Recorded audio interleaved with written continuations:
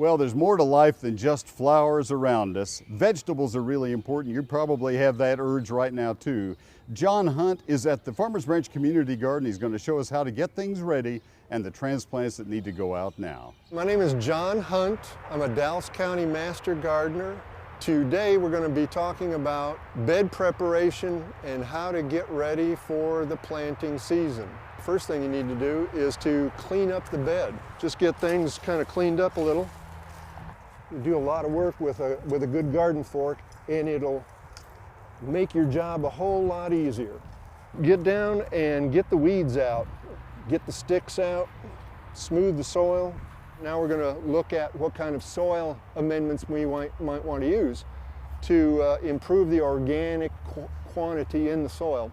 Now, one of the things, this is not an organic product, but it's called expanded shale. It adds a lot of aeration to a heavy clay soil. I like also leaf mold, and this is what leaf mold looks like. Here is a partially finished compost. This is one that you get at your local coffee shop. It's coffee grounds. Here's another product that I like. It's called Landscape Mix. The other thing I like to put into the soil is a good high nitrogen, slow release fertilizer, just on, say, a couple of cups per 100 square feet.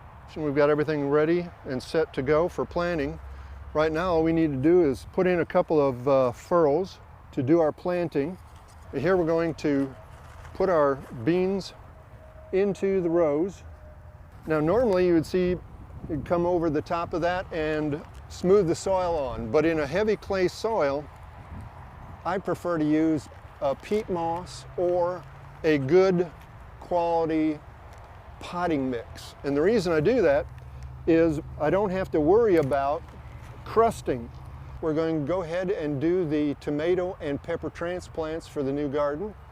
And first off, we're just going to make sure that our tomato plants have been soaking either in a solution of either seaweed or maybe if you have a preference with a root stimulator or root activator, that's fine. You want to make sure that the tomatoes are well hydrated before you plant them.